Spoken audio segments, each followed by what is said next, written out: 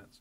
The Planning Commission will first take action on the consent agenda. Following the action on the consent agenda, the Planning Commission will continue with the regular agenda items. As a courtesy, once again, make sure your cell phones are turned off. Any action taken on a conditional use permit request will take effect 5 working days following this meeting unless a written appeal of the Planning Commission's decision is filed in the Planning Office by July 31st at 5 p.m. In the event of an appeal, the decision will be referred to the County Commission for a hearing on August 15th on or after 9 a.m. And those meetings are held right here in this room. Any final action taken on rezoning applications tonight, okay, will be referred to the County Commission. I don't know why we got double there too. It's going to refer to the August 22nd meeting after 9. One's for the rezoning and one's if they appeal the conditional use permit. Yeah, the appeals will be here as well, okay. At this time, the Planning Commission will consider the consent agenda. The minutes for the June 26th meeting are included as part of the consent agenda. Are there any objections from the Planning Commission members on any item listed on the consent agenda? Mr. Chairman, I'd like to refer item 8 to the regular agenda. Okay. Any other action? If not, then we will read the consent agenda with the exception of item 8. Do we need a motion to approve the consent agenda without item 8? We have to go through that. You have to go through them all and see if there's any. We have to do that. Okay, so now we'll read each item on the consent agenda. So did anyone object to it, one of these items, please raise your hand and it will be moved to the regular agenda. Item number 1 was approval of the minutes from the June 26th meeting. Item number 2 is a conditional use permit number 1744 to exceed 1,200 square feet of accessory building requesting 5,012. This is Eric Nicolai is the petitioner, located at 426 253rd Street, approximately a half mile west of Garrettson. This would allow a 5,012-foot total square foot of accessory building. Conditional use permit number 1745, transfer 1 building eligibility. The petitioner is Jason Williamson. This is located approximately 3 miles south of Garrettson, and this would allow the transfer of 1 building eligibility. Okay, item number 4. Conditional use permit 1746 to exceed 1,200 square feet of total accessory building requesting 3584. And this is James Holbeck is the petitioner.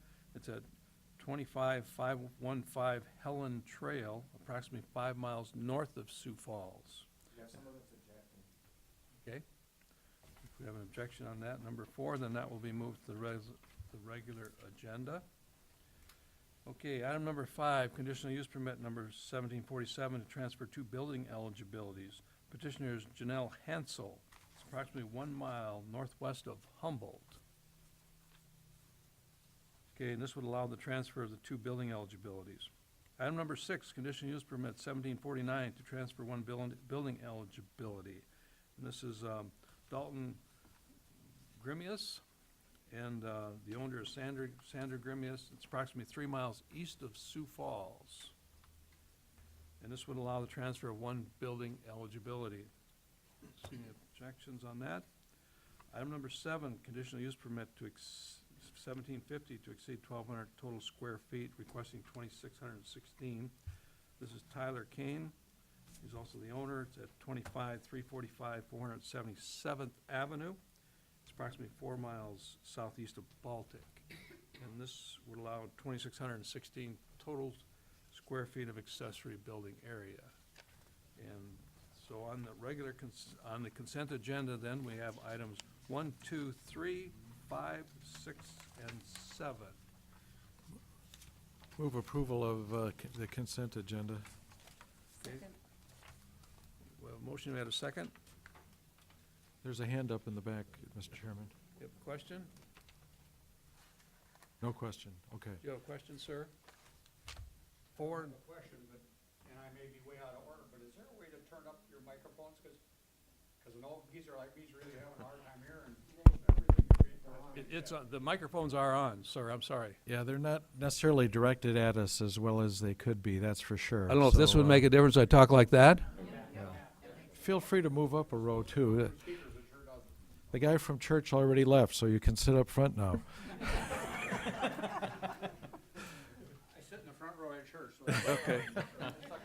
All right, so we have items 1, 2, 3, 5, 6, and 7. And we have a motion for approval. And did I hear a second, Becky? Yes. Yeah, and Becky seconded. Any other further discussion on any of the items? If not, all those in favor signify by saying aye. Aye. Opposed, same sign. Motion's carried. So if you were items 1, 2, 3, 5, 6, or 7, you are free to go. Your items have been approved. And we are talking about we have to have a motion now for the regular agenda because we added items. So moved. We have a motion to approve adding the 2 items. Mike, you seconded it? Someone? I'll second it. Okay. So we have a motion and a second. All those in favor signify by saying aye. Aye. Opposed, same sign. Motion carries. So item number 4 is now on the regular agenda. David Heinold. Commission, David Heinold, Planning Department. So our item number 4 is a conditional use permit request 17-46 is to exceed 1,200 square feet of total accessory building area, and the request is 3,584 square feet. The location is just located, as you can see on the map right here, just off of 255th Street, just south on Helen Trail, all the way to the terminus. There's a cul-de-sac right here, and the property subject outlined in red is of discussion. The property, so just going through the site plan, there are 2 existing buildings on the property. There's a 16 by 24 and a 20 by 40 that are located right near the southern property boundary.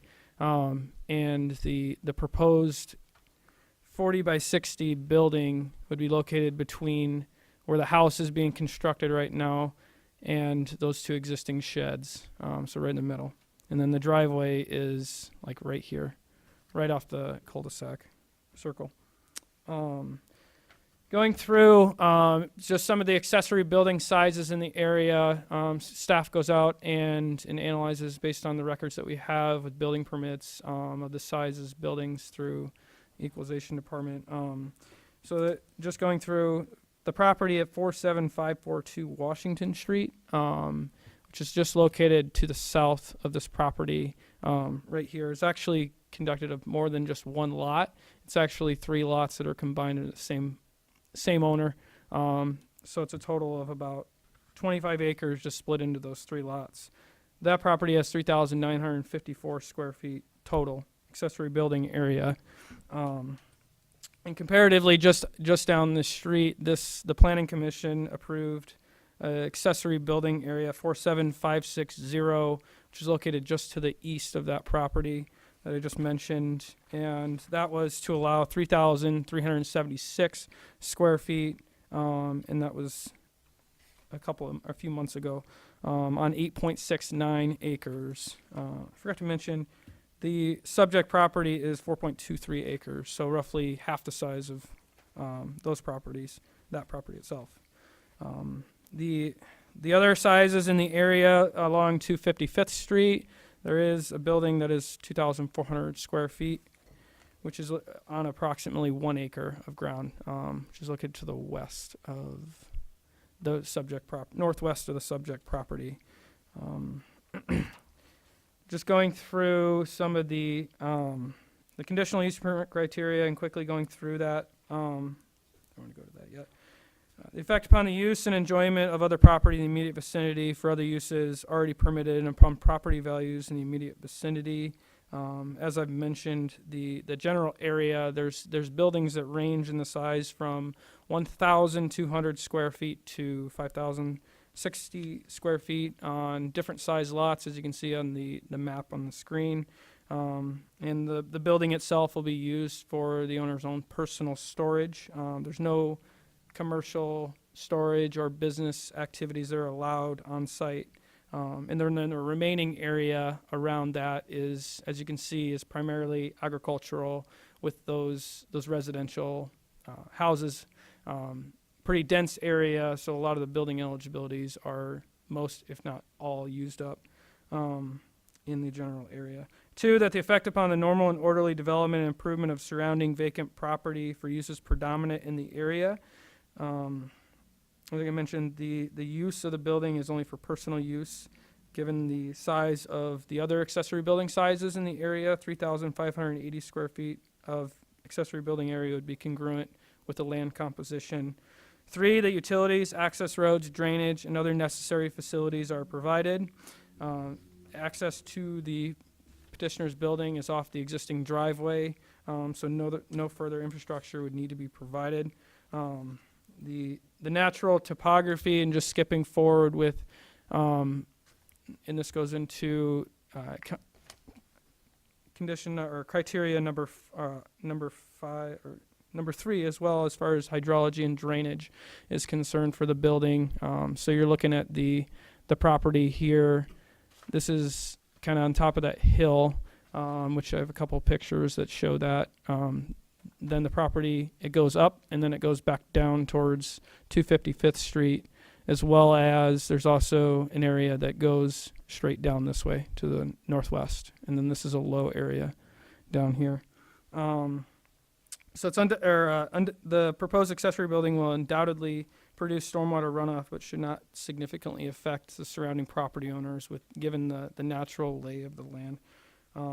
4, that off-street parking and loading requirements are met as a result of the personal use and storage of the building. There's no need for additional parking on site. 5, that measures are taken to control offensive odor, fumes, dust, noise, vibration, and lighting, inclusive of lighted signs, so that none of these will constitute a nuisance. With this building, there may be some outdoor lighting that should be of a full cutoff and fully shielded, so it's projected downward onto the site in order to emit light from spilling off onto adjacent properties that may be in the immediate vicinity. 6, health, safety, general welfare of the public and the comprehensive plan.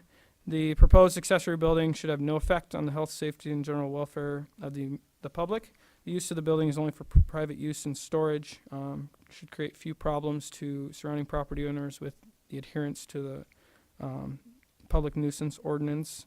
The use or the subject property is located within the agricultural production area identified in the Envision 2035 comprehensive plan. This area is not identified as transition or rural service area, and is considered agricultural production area because it's likely to continue agricultural or primarily farmland, with the exception of building eligibilities in the area for single-family dwellings. This property is located outside of any growth areas for any residential or future growth. Just going through some of the pictures that I took of the site. This is looking at the 2 buildings. One is being constructed right now, one of the sheds, and then the other one that is finished. And this would be the site of the proposed request for 40 by 60, which brings the total up to 3,584. This is looking at the house, so the driveway right here, and then the house off to the right. And then, so this is looking north towards 255th Street. This is at the cul-de-sac circle, and going up, it goes up just a little bit. Not a lot of rise on that. And then it, as you can see this picture, then it goes up quite a ways to get to that point. This is looking from 255th Street, again showing that vantage point of the hill, the slope there. And then this is looking east down 255th Street, and then looking back the opposite direction, primarily farmland. This is that low area this is looking towards the site. You can see there's a house up here. That's the subject property, and then the 2 buildings off to the side there. So that's what that low area is looking at. These are some of the buildings that are in the area, and just going through that really quickly, and just down 255th Street, there's some additional buildings and kind of hidden. So recommendation, staff finds that the requested total accessory building sizes is relatively comparable to the existing accessory buildings in the immediate vicinity. So staff recommends approval of conditional use permit 1746 with the following conditions. 1, that the accessory building square footage shall not exceed 3,584 square feet. 2, that the accessory building shall not exceed 35 feet in height. 3, that the building shall be an accessory use to the continued use of the property as a residential lot. 4, that only personal residential storage shall be allowed in the building and no commercial use or storage will be allowed at any time. 5, that all outdoor lighting shall be of a full cutoff and fully shielded, designed to keep light on site, projected downwards. 6, that a building permit is required prior to construction of the accessory building. And I'll answer any questions if you have them. Thank you. Thank you. Any questions for David? Okay, thank you, David. I'll have the petitioner come forward, please.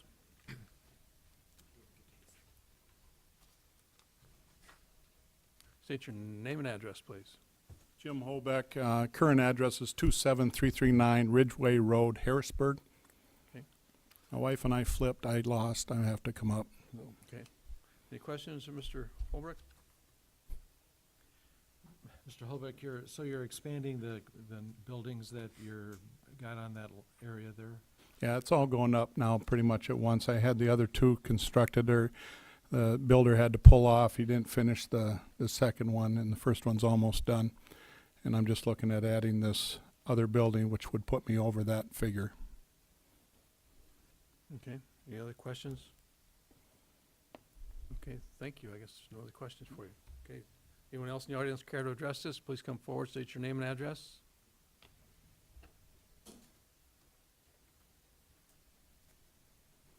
Tony Lee, 47563 255th Street. So I reside right here. Okay. And so when we purchased this property in 2004, there were no housing eligibilities available. Every time we come here, they keep adding more watershed. And per your own ordinances, they actually have to, the developer is required to have not just a drainage plan for their area, but they're responsible for the additional drainage that they put onto the adjacent areas. Okay, so the topography map that you had here was actually fantastic, because then we get all of this watershed. Where did the mouse? There it is. All of this watershed through here. Now, I understand that he's asking you to build over here, but when does it end? There's a reason the ordinances were put in place for watershed, and I chuckle because, so our shed, we asked to add on to it. We have a 30 by 32 shed, and we were denied because we said it wasn't of the area. I would be the next door neighbor, and you're, What time did you apply for that? would have been 2008, 2009. So that's 8 years ago. Right, but I've been there for 13 years. And every decision you guys have made to these adjacent properties has devalued our land.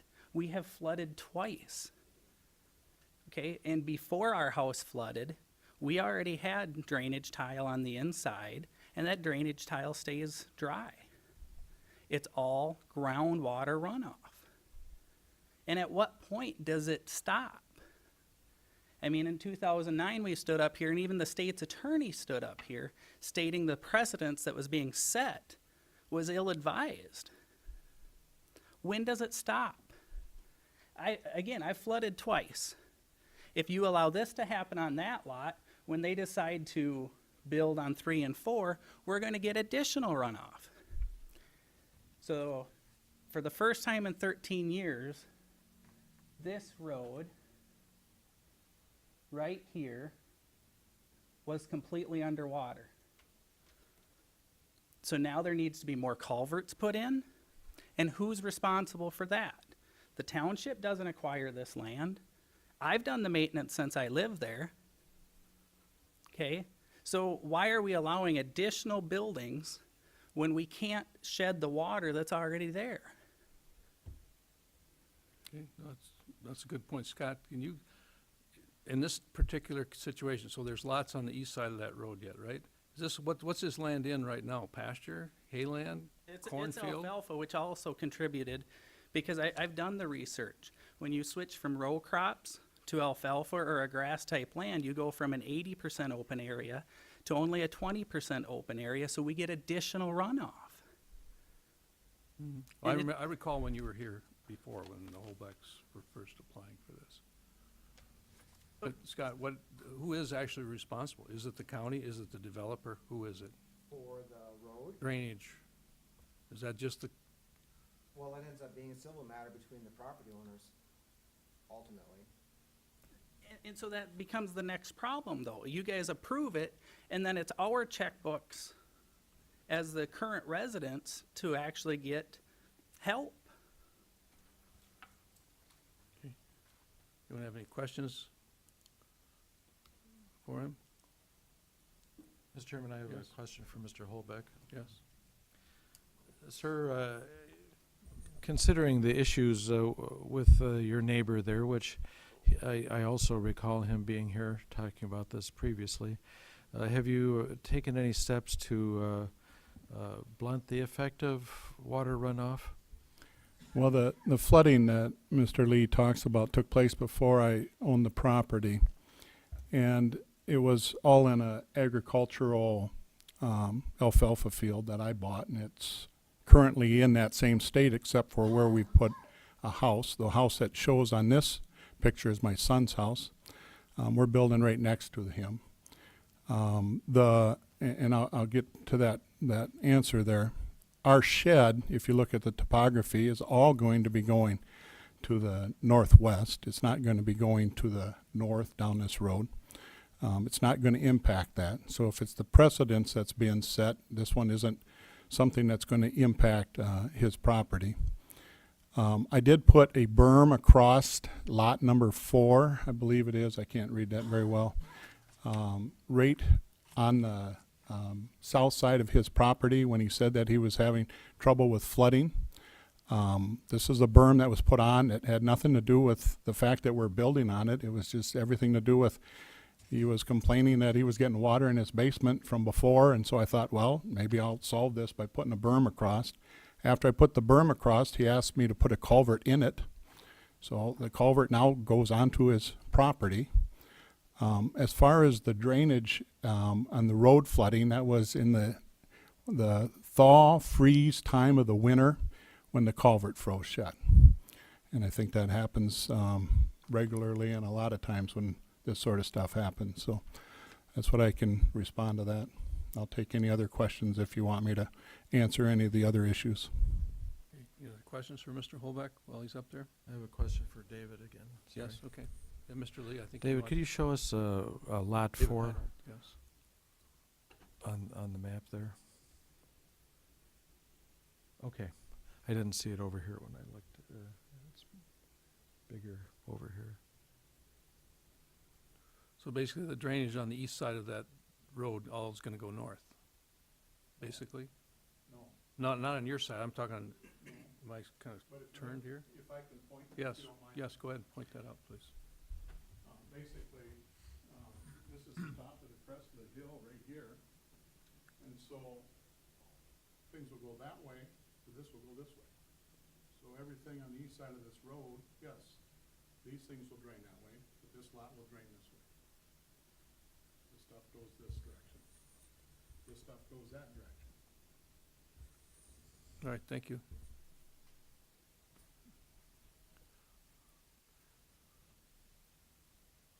Okay, Mr. Lee, you have anything else? I'll give you one more chance to take the microphone, please, and then we'll have action. I strongly feel the problem with, and this is an example property, just because the other residents aren't here, but the property owner of this, I know he wants to develop that at some point of the game. Okay? So if you're creating additional watershed that direction, why is that his fault? Okay? So my point is there should be retention ponds put in for this property to help slow this down, not just, I am grateful for the berm. The reason I asked for a culvert to be put in is because then what happened is this was overflowing up here and completely eroding the road away. There's so much watershed that additional action needs to be taken. And when a developer submits a plan to develop an acreage or any area, they should have to account for the adjacent properties that are affected. Currently, if I understand it correctly, the development plan only has to show the watershed of the piece being proposed. It doesn't have to show the adjacent properties. And that's a big omission. Huge. And like I said, while I am grateful of the berm, it needs to be a retaining pond. It has got to slow down the thousands of gallons of water that gets shed this way. Okay, thank you. Okay, well, that's certainly a difficult issue on the drainage. And Scott, does it, relative to our ordinances, though, we just have to deal with drainage on the, whoever's applying, like he said, correct? That's correct. There is no requirement that 100% of runoff has to be retained on that subject property. That's not the intent of the zoning ordinance. It's not written that way. Okay. Or sorry, subdivision regulations. That would be part of the subdivision regulations. Okay. Okay, so that will bring us to discussion or action.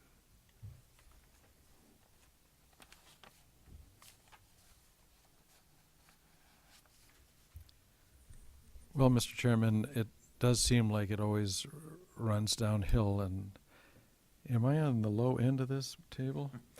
And so, Mr. Lee, I certainly remember when you were here before, and the fact is that, you know, nothing is going to stop water from coming down from the top of the hill unless you dig the hill into a hole. You know, the fact that they changed from row crop to alfalfa, wow,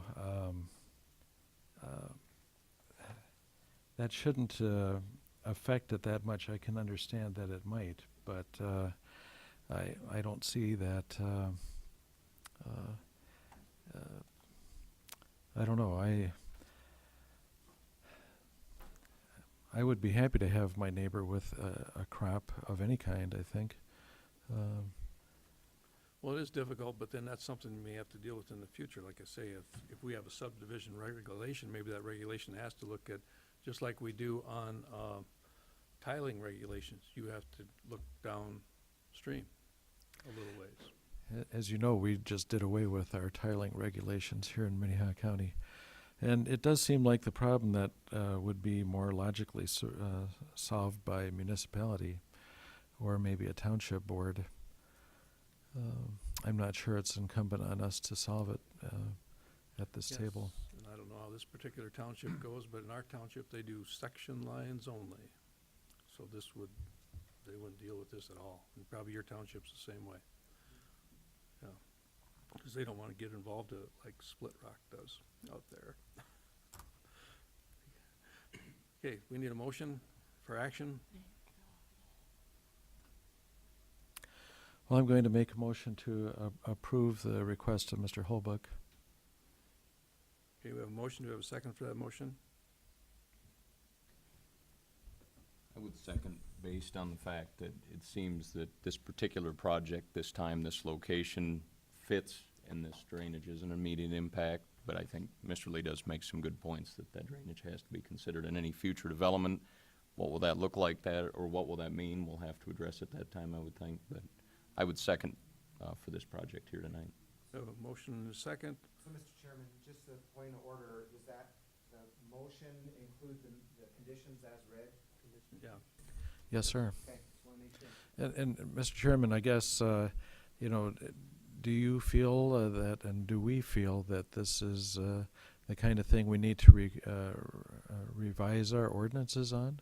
Because right now, we don't really address the idea of storm retention ponds and stuff like that. No, but this is what happens when you try to develop little towns out in the country without control. But I think it is something we need to evaluate potentially, at least the next adjacent properties. Okay, we have a motion and a second for approval with conditions. All those in favor signify by saying aye. Aye. Opposed, same sign. Motion carried. Go to item number 8, David Heinhold again.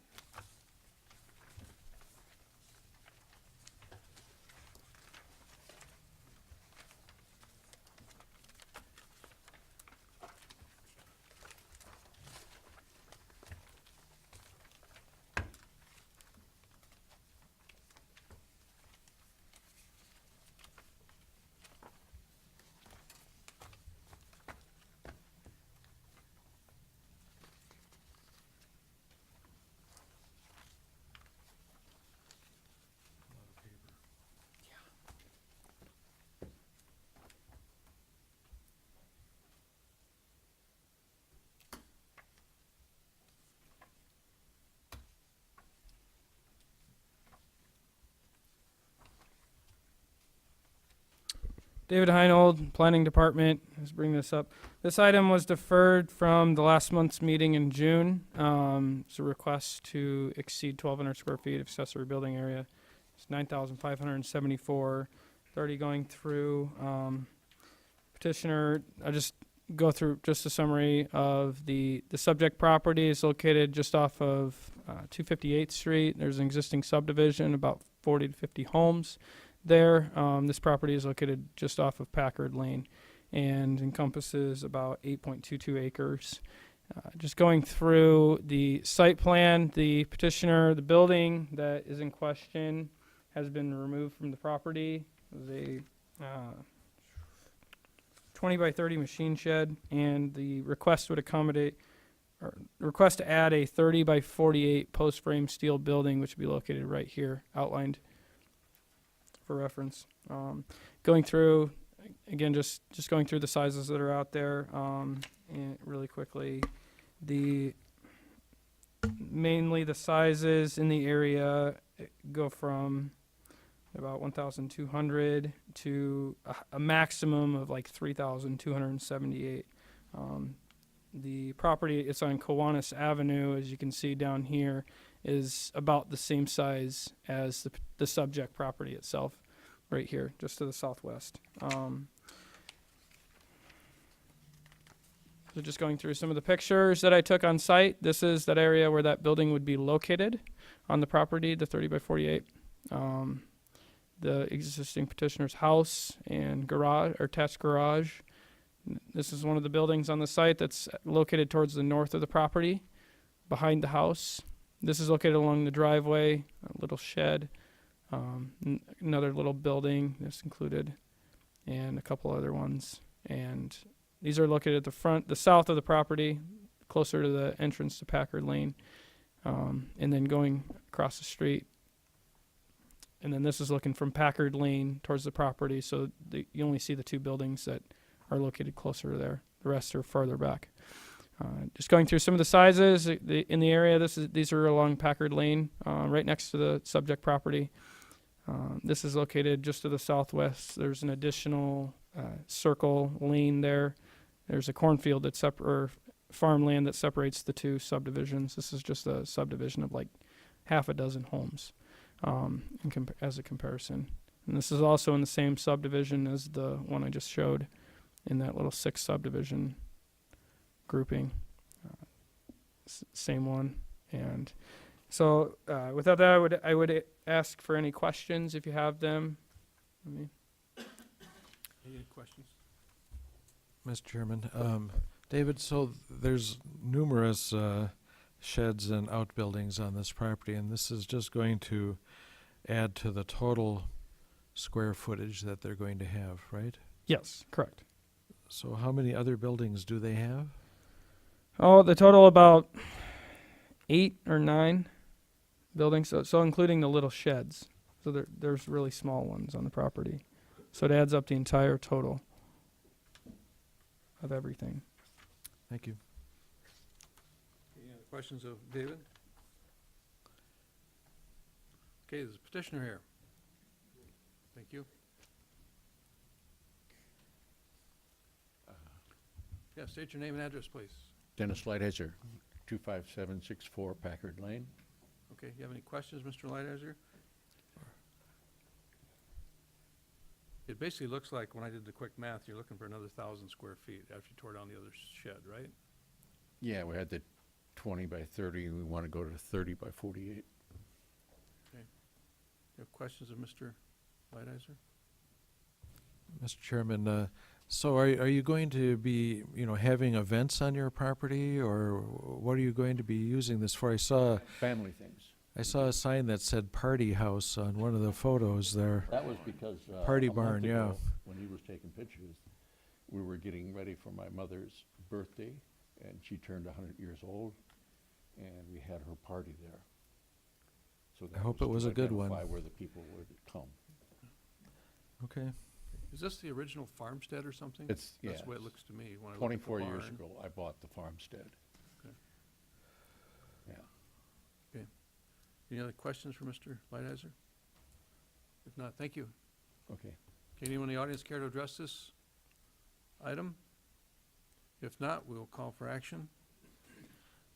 Mr. Chairman, since there is no other opposition and it's been there for a while this way, I'll make a motion to approve it. Okay, we have a motion. Do you have a second? I'll second it. Okay, we have a motion, and a second to approve. Did we have a lot of conditions on this one as well? I don't believe there, yeah, with conditions. Okay, so all those in favor signify by saying aye. Aye. Opposed, same sign. Motion carries.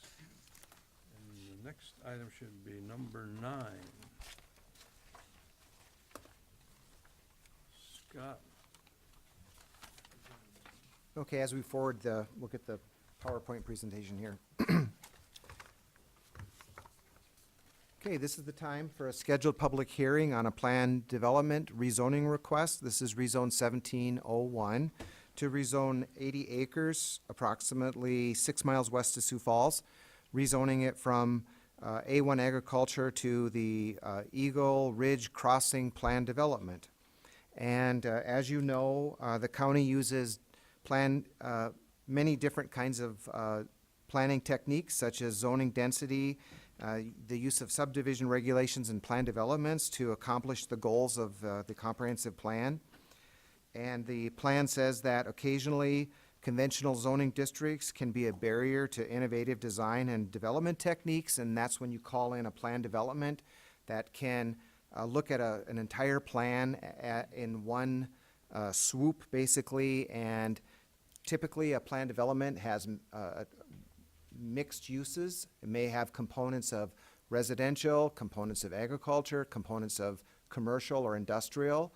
And so that's what the beauty of a plan development is. It allows some flexibility in zoning. And typically when you have a plan development, you set up criteria for each district or each sub-area. Typically there are sub-areas within that plan development. And that's what we have here today, is a plan development consisting of 80 acres, several different sub-areas. And I'm going to go over each of those sub-areas for you and for the audience.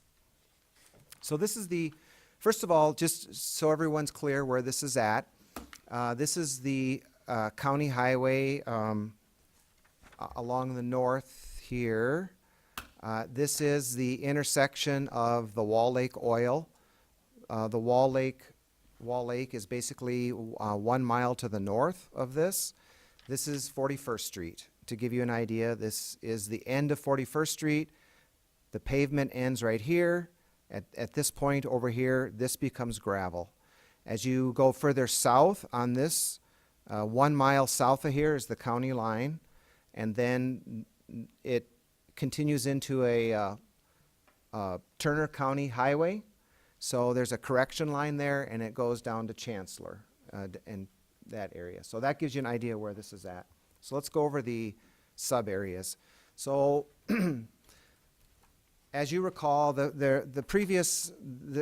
originally there was a plan that was submitted with the applicant. The applicant had submitted that basically just subdivided this all into residential lots.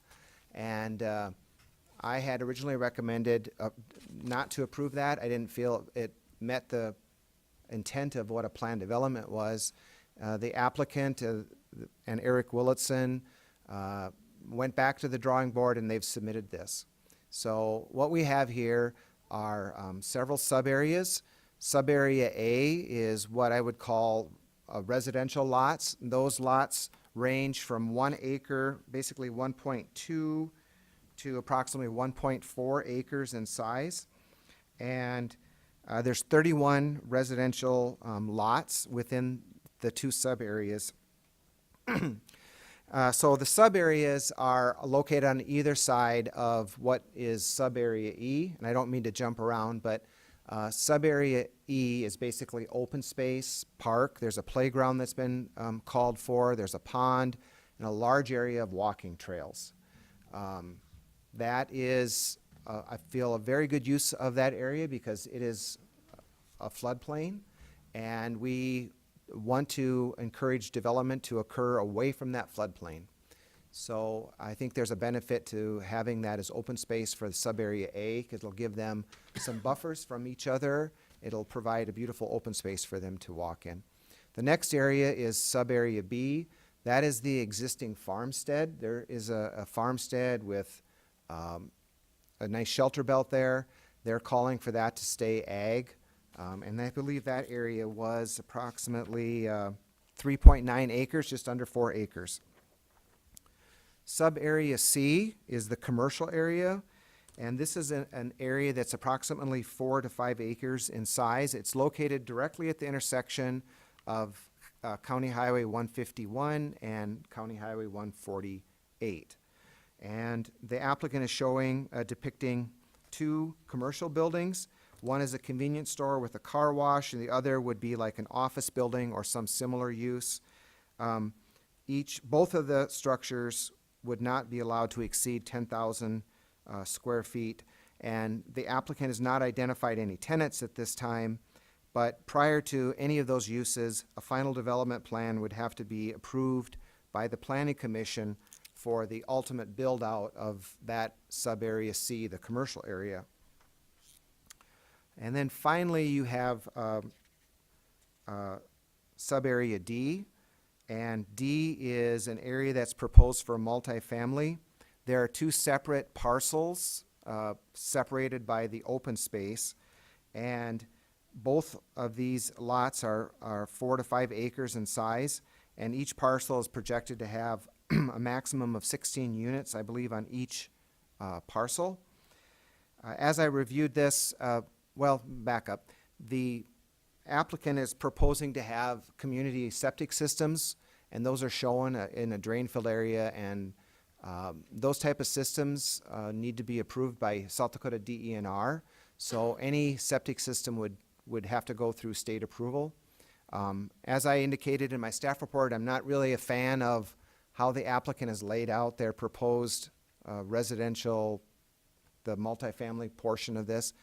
I really think that a better plan would be to back up the multifamily units up against the back of the open space, so they would have a better access. They would, out their backyards, would see the open space, as opposed to these units now are going to be looking out, backing onto this road. That's just a observation. I put that in there. Once again, we were right back to, though, before any construction occurs, a final development plan would be brought back to the Planning Commission for your review and approval. And at that point, we discuss the landscaping, the parking, how the buildings are going to look. So really what we're addressing tonight is just density and use. So that, just to make that clear.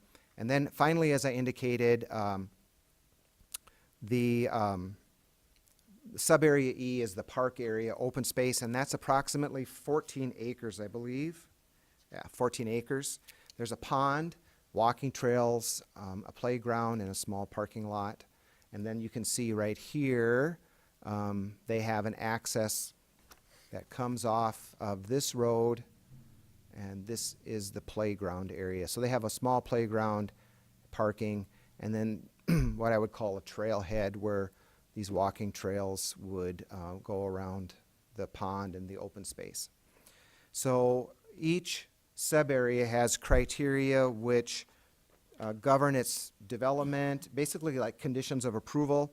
And for the brevity of the meeting, I'm not going to read through all those because it's about 5 pages worth of reading, and I think it's going to be redundant. But so just to give you an idea, each sub-area, it talks about the permitted uses, then we talk about accessory uses, the parking regulations, sign regulations, the density, then there are other regulations, and then finally, it talks about a final development plan, at which point the applicant is required to bring in a final development plan for you to review.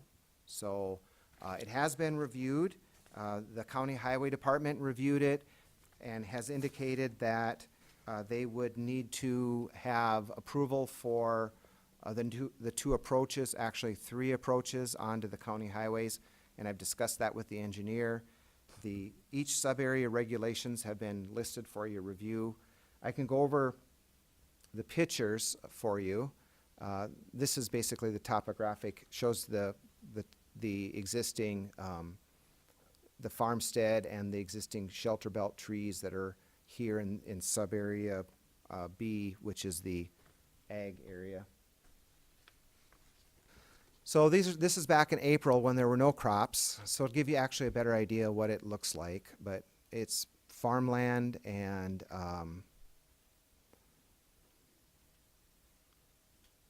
this shows the creek as it goes onto the property. This is the intermittent stream that comes out is the Wall Lake outflow. So this comes directly, the water's coming out of Wall Lake when it's flowing.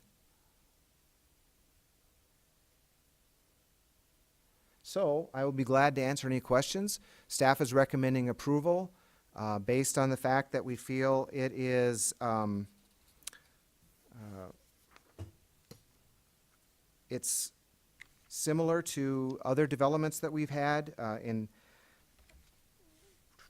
August of 2014. The Planning Commission approved rezoning 80 acres north of Renner. The County Commission approved that to agricultural uses and 16 residential uses and the horse riding arena. And staff feels that the planned development has several components that meet the needs of the community, such as open space, and I feel the multifamily dwellings are actually a very good use as a sub-area, and I'd be glad to answer any questions you have. Questions of Scott? Mr. Chairman, I think I'll have some a little later. I will too later. I'll leave the sub-areas up there. I think that's probably gonna be the most I've beneficial got one for you. quick question, Yeah. Scott. Now, the south edge is right next to Turner County, right, or is it a mile off? Wow. Mile off, Mile and a half. mile and a half off. Are there any CAFOs right on the Turner County line? No, there's not. Not that I know There's of. nothing down there. What you have here is, east of here is the Sioux Falls City landfill. About half a mile. Although they own just about all that land, I think they're gonna purchase the 80 right adjacent to this as well.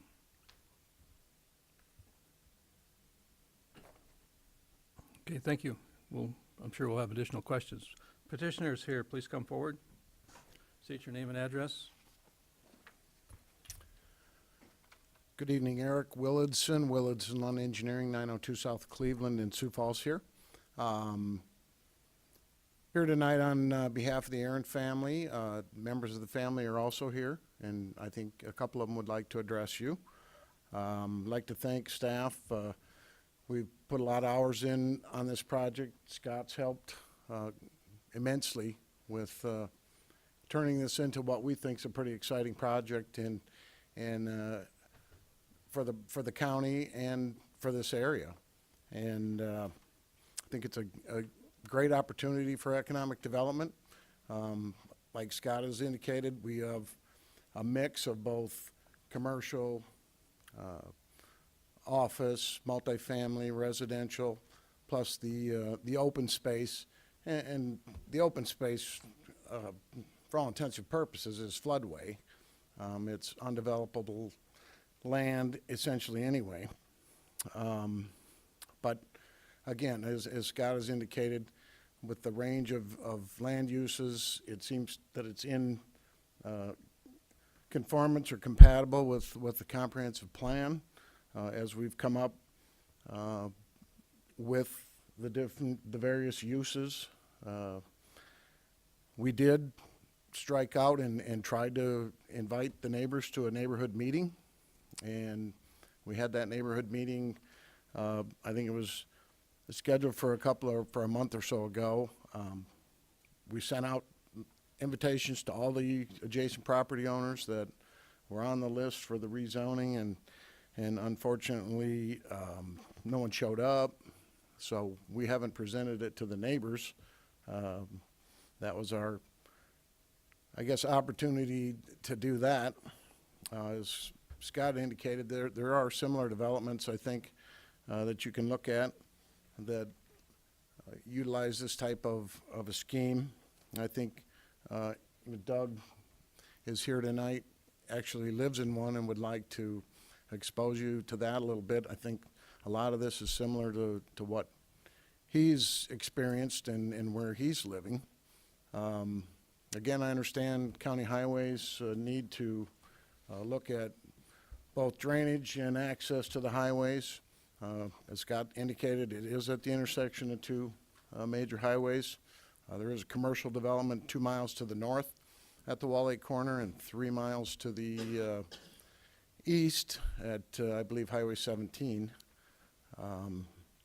But I guess with that, I know there's probably going to be some questions. I'd be happy to answer any that you have. And again, one of the family members of the Aaron farm, and again, this farm has been in the family for over 65 years, so it's their dreams or whatever to try and do something with this land now that it's getting closer and closer to the encroachment of Sioux Falls.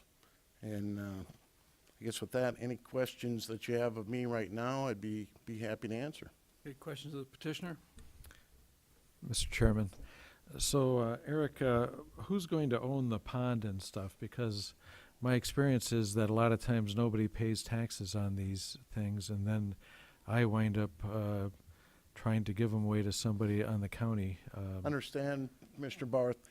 And along with the pond, the open space, and the roadways, because we understand the township wouldn't, or the county, will not want to maintain them. With this plan development district coming in with the final development plan, I think that would require a homeowners association that all of the, at least sub-areas, maybe not the commercial sub-area, but all the rest of the sub-areas would likely be required to be a member of that homeowners association that would be responsible for maintenance of the pond, the park, the walking trails, and the roads in the development. That's typically the way it's been done in the past. I've used that format numerous times. And I do believe that we would require a road district. What about a car wash on a septic system? That seems like an overflow situation. If they had a car wash, a convenience store, car wash, fuel station, certainly they would have to have separator systems. You can put a car wash on it, and it may be on a holding tank, maybe a large holding tank. I don't see it being connected to a drain field. I don't think DENR would allow that. So whether a car wash or not is an option, don't know. Engineering's available to design one. You could do it. Whether it's feasible right up front, I don't know, but it's certainly able to be engineered. Any other questions? Assume the convenience store may be on a holding tank anyway, and not a septic system. Any other questions? Otherwise, if not, I have a few. Okay, so what, on naturally Dakota Access Pipeline's going right through there, what restrictions do they have relative to building near or putting a road across their pipeline? Did Because I speak know they are with- very touchy. Yep, did speak with a representative, actually, a couple times, and actually today again, just to make sure that they understood what we were doing and they've seen the plan. They are neither opposed to it or in favor of it. The only requirement that they have is at the crossing points that we meet their engineering design standards that are set up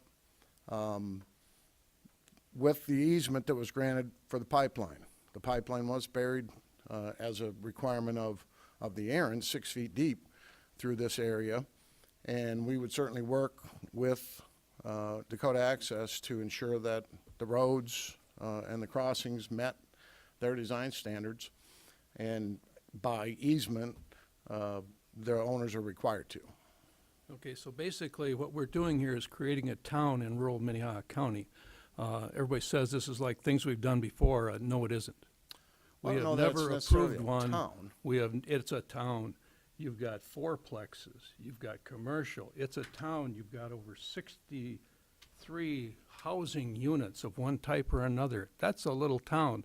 That's bigger than Rowena. That's bigger than That's a lot of our little economic villages. impact for the county, at a time when the county seems to be somewhat struggling to meet budget, and this is certainly an opportunity to create economic development. But it's also an opportunity to increase density significantly, and what we're supposed to be doing is encouraging our small rural communities to grow, and not creating those outside of those small rural communities.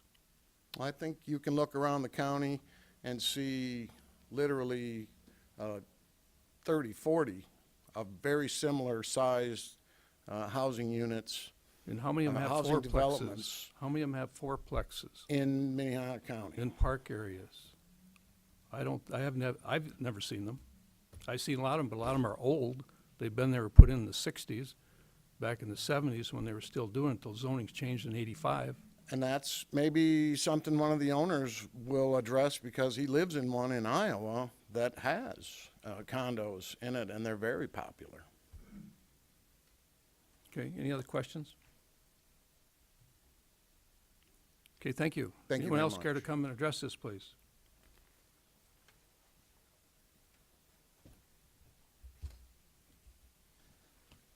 Doug Bacon, 11 Woodland Drive, Humboldt, Iowa, and I'm married to Lori Bacon, and of course Al Aarons is my brother-in-law, and Jan.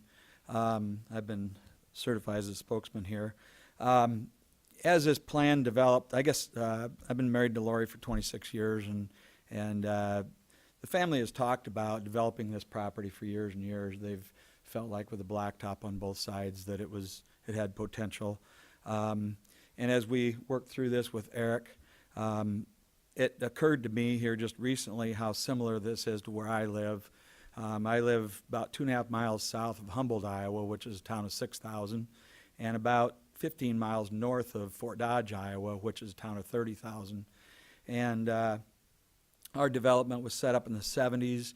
It originally had 5 owners. It is a homeowners association. We're responsible for all of the expenses. What's interesting is that ours is about 43 acres. There's 20 families currently living there. It is plotted all out, similar to this, that they did back in the 70s. The original 5 owners owned almost all of it until just recently we were able to get shares. It's a corporation. We were able to get the shares to almost all the other owners, those that wanted to buy them, and there's opportunity for those that will in the future. What I thought was really cool as being instrumental in getting that done was the reason that they wanted to buy shares was not to profit, but was to maintain the green area, the golf course. We have a 21-acre 4-hole golf course in amongst our houses, and they wanted to maintain that. They didn't want the 5 owners to turn around and change that green area. There are still some additional lots around the outside. We've had some additional homes being built here in the last few years. So I guess to me it's interesting that something that was started in the 70s, still in 2017, is still something that people desire and that they want. We do have a townhome that has 4 units to it. They're all attached, and it's never sat empty. Lori and I have lived there for 20 years, and it's never sat empty. There's usually, right now there's 3 widows living there and a young couple, and they like the fact that they can go to work, come home, they don't have to mow grass, they don't have to move snow, and yet they still have somewhat of a rural setting. When they look out their back window, they see a cornfield, and they like that. So I guess the quality of life in the rural area is kind of what they like, and they don't want to be in town. They like having some neighbors, but they don't want to be in town. And it just winds up being a good deal all the way around for where we're at, and this is very similar. So You have a major oil pipeline running through your development? no, we don't. Okay, I And think we that's a had major- wanted to do this long before the pipeline came through. We weren't in favor of that. But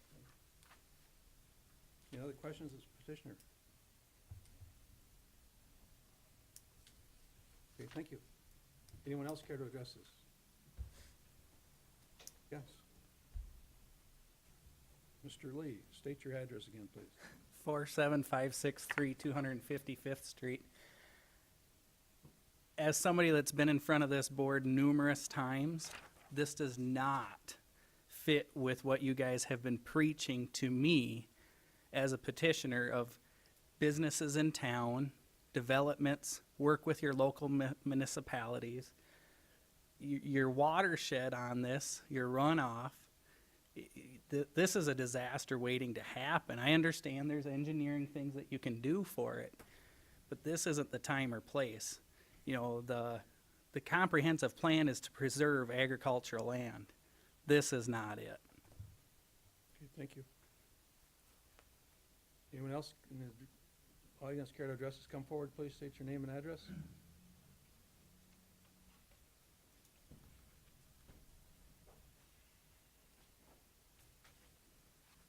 Brian Duffy, 26748 463rd Avenue. Where the subdivision B is, the city owns all that. The landfill does. So you got the RR in the corner. All those will be looking at the dump out of their backyard. I'm sorry, could you show us what area you mean there, Scott? Oops. There you go. That's actually a better picture. Yeah, that 80-acre parcel right there, the city bought that. The one immediately to the east, you mean? That one right there. Okay. So the dump land comes up right to the east side of that, and they can pile dirt. They can bring garbage half-mile to the road. They have to have a buffer half-mile from any road to their garbage, but they can stockpile their dirt. I'm not sure how far from the road they can stockpile it, but they can stockpile their dirt pretty close to the road. And creek that runs through there, you're gonna put all that septic system into the pond. Are they gonna be able to play in the pond? Is it gonna be 5 feet deep, 16 feet deep? No, they would be regular septic systems as any rural household would have. But that's And- 31 septic systems, Yes, plus Thanks. more than that. plus the fourplexes Plus and the commercial and that. And then, is there gonna be a 4-way stop sign at that corner? Cause you got trucks that go to Centerville all day long with corn and beans. You got garbage trucks up and down 41st Street all day long. Mhm. And that. Okay, thank you. Anyone else care to address this?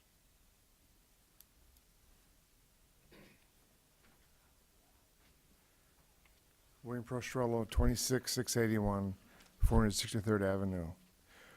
When I bought my land kitty corner from there, I was under the understanding that we had eligibilities. So I'd never be crowded with people anymore. I moved from Sioux Falls. To have these guys move out here to turn a whole 80 acres into 100 people was not my dream. I don't think they looked into the picture. I don't think they know the water rights out there. All the water from my field, hour and a quarter, to the south of me, to the north of me, all drains through that tile. It all comes in that creek. There's a lot of water that goes through that area. The whole area is a floodplain. I talked to the water department. They haven't been questioning about the amount of water going out there and stuff. They don't have the capability right now to put water out to that big an area. You're talking about Minnehaha County rural water? Right. The whole area, once again, is agricultural, and that's why we moved out there, to avoid any problems of people. They should have 1 or 2 eligibilities left to their place. They can put them in. But as for a little town, that's not right to the farmers out there, or to us. Okay? Any question, Mr. Preston? Wayne, where's your home at on this map? Is it just kitty corner to the northwest? The northwest. Okay, thank you. Okay, anyone else care to address this issue? Okay, please come forward, state your name and address. Thomas Dossett, 26753 463rd Avenue. I'm just on the west side of the road, half mile south. And I lived in a development before over on Country Lane. That was one of those built in the 70s before the commission had anything much to say about what was going on, before the housing eligibilities were put into place. When I bought that property, there was 4 houses on the back road. It seemed like living in the country. But as it grew and grew, I wanted to get out of there, get away from the development. So 6 years ago, I purchased that property there, talked to all the neighbors, found out how many housing eligibilities there were. I figured I had it set, they could build maybe 2 to 3 houses around that area. And now they're planning this. And that's not why I moved there. I could just as well move back to Country Lane if I'm gonna have to live that close to development.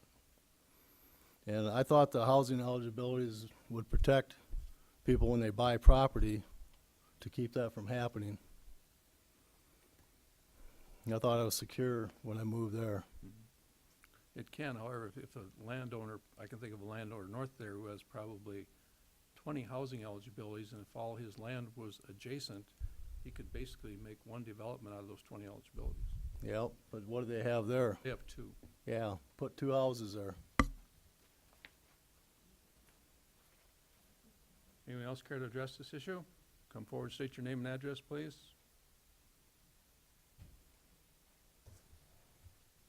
Jeff Wilson, 26745 463rd Avenue. I'm south of I'm neighbors with Tom, to the north of Tom. I just would like to address the precedence this is going to set. Is all the other, there other going to be other landowners going to requesting the same thing, and the lighting from this mini mall or whatever it's going to be, is it going to be just like a big truck stop down there, you know? And the quality of life. Mr. Bacon made that point. We moved out there for quality of life. We didn't foresee this. We've been living out there for 25 years. And if we wanted to live close to people, we'd move back into Sioux Falls. So, thank you. Okay, thank you. Okay, anyone else care to address this? Otherwise, we'll close the floor for discussion. Mr. Chairman, I'd like to ask Scott a question. Yes. Scott, so procedurally, this will go to the county commission whichever way we decide, is that right? In as much as that it's a That's correct. rezoning? As the chairman read, the final action, or the county commission automatically will have a hearing on this. That hearing will occur on the 22nd of August at 9 a.m. So regardless of, let me rephrase that.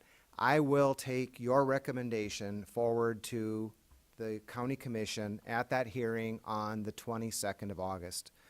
It's a public hearing. It's advertised in the official papers of the county, and it is a public hearing, and then we will all go through this process again.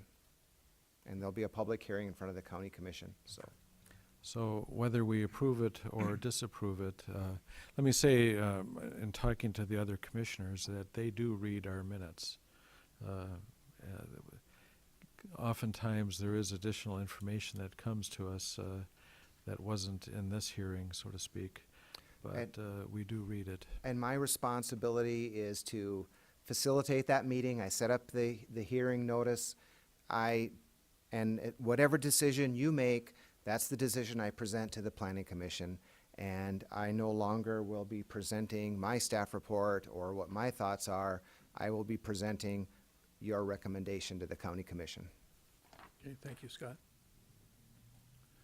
Okay, so let's hear from each commissioner on this one, since this is a pretty important issue. We've had these before. The last one of these we had, wasn't that long ago. And at that time, precedence was brought up here tonight, and I went to that county commission meeting when precedence was brought up, and the commission asked a lawyer in the audience what he thought about precedence. He says, oh, it doesn't apply. And of course, I think precedent depends upon which side of the fence you're sitting on. But this is something different, like I say, because basically this land right now has 2 housing eligibilities. And I know Eric likes to say it's encroaching on Sioux Falls. Sioux Falls isn't gonna get out there for 30 years. They gotta get past the landfill and a couple other housing developments first. And as I look at this, like I said, I guess it's my turn to talk. But I look at it this way, okay, it's still the creation of a town out in the rural area with no sanitary sewer district. It's, like I say, it just is not appropriate land use. It's supposed to be about density zoning. And if this, in putting 63 housing units on 80 acres is not density, I don't know what is. And there's no, like I say, there's no, they're all gonna be on regular septic systems. I don't worry about the drainage as Mr. Lee comes, because I go by, I know where this is. That's a Wall Lake outlet.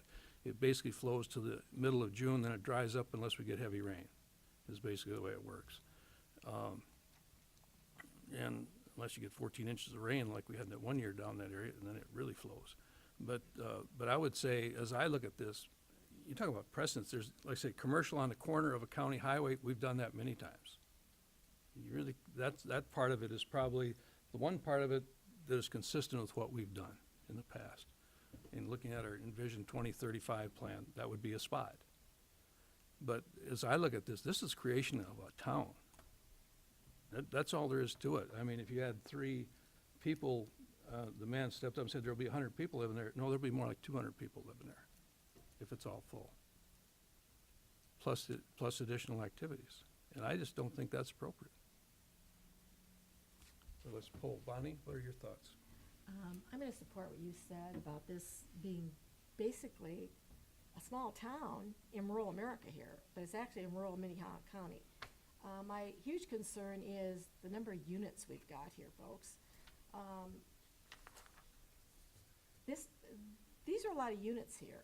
I don't know how you're thinking in an ag community, but this is going to could create some huge problems. And like I said, I pretty much back what you're saying about this looking like a small town.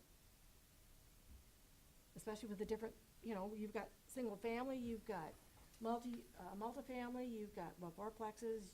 I mean, they're basically trying to build a town here on, what, 2 eligibilities here. And I guess I just don't agree with that. Mr. Odie, what are your thoughts? I would agree with what both you and Bonnie have said. There are 2 building eligibilities on the 80. The only thing I'd like the people that are opposed to this, Turner County's a mile and a half away. You moved out into the country to get away from a lot of people. What if there was a CAFO that went up in Turner County? Would we be hearing a different side then?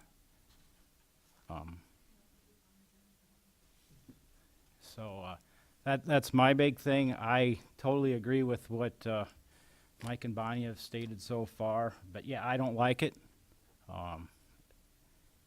It's a town out in the middle of the country. You know, certain times of the year, I'm sure the dump will give off some odors. How is that going to be received by this community? So as of right now, I cannot support this. Becky, what are your thoughts? I echo what you folks have said, and I don't think I have too much else to add to it.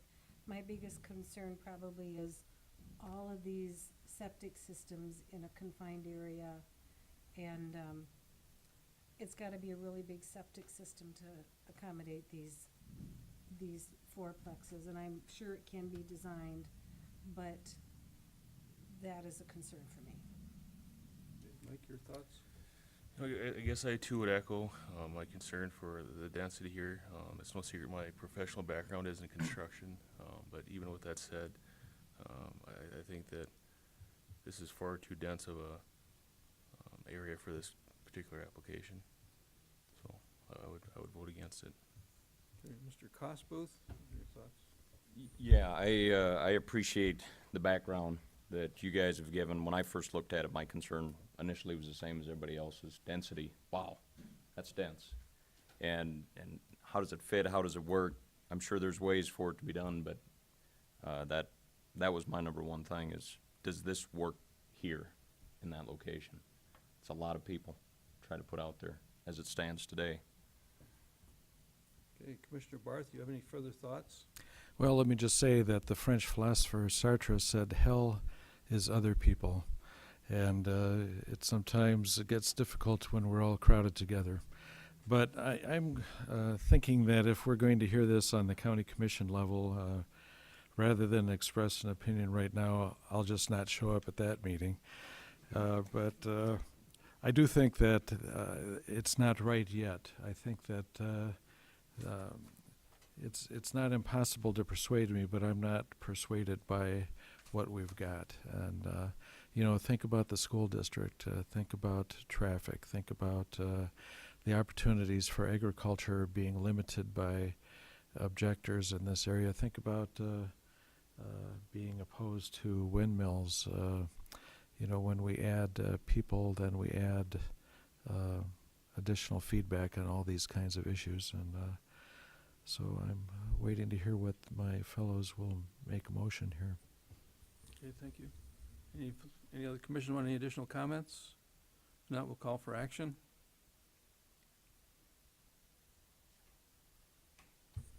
I move denial of conditional use permit number 17-40. Whoops, I'm sorry, wrong page. Conditional use permit 17-01 for rezoning. Okay, do we have a second? to I'll the motion? second it. We have a motion and a second to deny.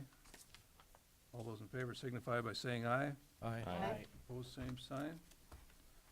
Denial is what carries. Okay, we'll go to old business, right? Okay, Mr. Chairman, we still do have that Del Rapids issue, and I'd like to talk about that. oh, yes, Del Rapids not being here. Yeah. I mean, how many times have they stood us up on this kind of stuff? It's got to be like 5 out of 6. Is there a way that we could unilaterally make a decision based on our half of the decision? No, you cannot. You have to meet jointly together. Two bodies meeting together. That's what the ordinance calls for, Yeah. correct? I think that's one of the reasons why when Crooks was talking about doing that with us, that I was resistant, because sometimes even the Sioux Falls guys have trouble getting a quorum here. Yes. Scott, do you have communication with them, like Del Rapids, to know if anybody's coming, or is there any liaison between us and them, We do a or? lot of hand-holding, and we Okay. contact Justin Wyland, we tell them we need a meeting. We just ran into this a month ago with a vacation of a street right away in the joint area. It didn't involve you. We couldn't get the county, we couldn't get the city commissioners and mayors down here. So it's not only, I will say, it's not only a Del Rapids Planning Commission issue, it's a citywide Del Rapids issue. Okay. All right. Yes. So do we want to try to look at withdrawing from that joint? I mean, is that something we should talk about? With, you know, You Yeah. can, if you would need to make, well, you would hold, you would make a recommendation, I'd have to look into it, you'd make a recommendation to the county commission, we'd go through a hearing process to dissolve the joint zoning district, the joint zoning controls that you have. I can't see that happening, other than you're gonna draw attention to their truancy. Truancy. Yes, that's basically what it is. It's truancy. They're not. Seems terribly unfair to have petitioners go through the process and do what they're supposed to do. Was a and- petitioner here this evening? Here, yeah, he's right Well, there here. you are. Petitioner. And I apologize, but, you know. Well, there's nothing you can do. Can't force them we down just here. look bad. Yeah. We get the heat, we get all the punishment, we don't get, Yes. that's it. I tell you, Petitioner right here. Go ahead. Yes. please Darrell address Lindner, us. 909 Tracy Drive, Brandon, South Dakota. I'm petitioning on the Del Rapids. We're looking at putting a storage shed up on a piece of property over there. I guess one of my concerns would be is, what do I do now? Do I gotta go through all the petition states again? I gotta send out all of the certified letters? Okay, well, that's the question for staff to answer.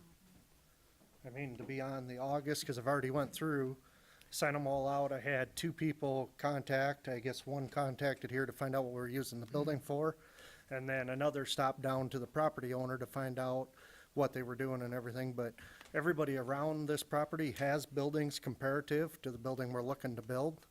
Yeah, So, we'll send out, you don't send them out by certified mail, this regular mail, but we will have to have you send them out again with the new date. So with the extra expense and stuff like that So again. I would talk to Mr. Wyland at Del Rapids. I don't really Express your concern about what happened. Okay. If the board could help us out anyway, I'd appreciate it too. Okay. We'll do what we But can. now you're Thank you. ready to sit up here because you know what goes on here. I won't be so nervous next time. Thanks, guys and gals, I appreciate All it. right, thank you. That's terrible. Well, our legal counsel has advised me that you can recess and we can try and round up quorum, members from Del Rapids if you so desire. But Like do on we the have phone or- anybody from Del Rapids here? Well, you would need to, we'd have to get them on, I don't know how you get them on the phone, but you could recess, we could wait an hour while they come. Could they meet us at Wiley's? And the tabs on. Might have a full room again. It'd be closer if we met them at that bar by Baltic. Is there some way we could do a teleconference with them? You could, but I don't have. Now we can get it tonight. You know, Not tonight, we that's won't. what we We won't be should able to try do to it set up some alternative, They would let us know. conference call or something that where, even if they had two in attendance and a couple that weren't, Yeah, I just got a quick question, Scott. I mean, they've been doing this for several months, we don't. Is there a possibility you could say if you don't show up, you're getting a fine? No? Could you ask Mr. Wyland if he potentially could set up a conference call if they aren't Yeah. up here? If they want to just meet in Dell's and we'll do it. I could do that. I could do that, I can do that if that's what they want. You shouldn't have to. No, you But- shouldn't have to, But- I agree. If they would just, yeah. Are we, yeah. It's one of those things that if they won't call to tell us they're not showing up, are they going to, Call it all. are they gonna stand you up on a telephone call? I mean, that's really where you are. Yes. it's an alternative to where we're at now and to where our poor applicant is at. Mm-hmm. Drives down, spends the whole night with us. That's right. As much as he clearly enjoyed it. We do this once a month. You can come every time. I do find it very interesting. Well, I apologize, but we'll have to. Yeah, it'll we'll be have on to the wait. next It's not your month's fault, meeting. Scott. Not your And I fault. would suggest that you, as the petitioner, contact the city of Del Rapids and give them some help. Should Or be reimbursed. Del Rapids comes, we won't show up. We're not gonna be here anyway. I don't have any Him other and I are ideas. gonna be. Okay, no other old business? David, you have anything? Okay, Kevin, you're good? Mr. Chairman, I would just say again that on August 8th, the county commission will be looking at our planning ordinance revisions that we've been working on for the last 8 months. And I would urge my fellow county planning commissioners to contact one or more regular commissioners to help bring them up to speed on this. Or attend the meeting. Or plan on coming August 8th. And that's a good point. The commission, when we set the hearing date, the commission asked, that we try to reach out to people. I suggested that we contact, every single township supervisor. So we sent out, Kevin sent out about 60 notices to every single township supervisor. I think there were 12 news media outlets, which included all the small town newspapers, radio stations, television stations, to try and get the word out, so, Argus Leader's already been doing interviews. yeah, I think you will be seeing a story from the Argus Leader, so. Good. Yeah. Good job. But, Must be here. Bring up? Yep. If not, we'll move for adjournment. Move adjournment. Okay. Second. We have a motion and a second. All those in favor signify by saying aye. Aye. Opposed, same sign. Saying next time, Bonnie and I are not gonna be here, so you decide who's gonna lead the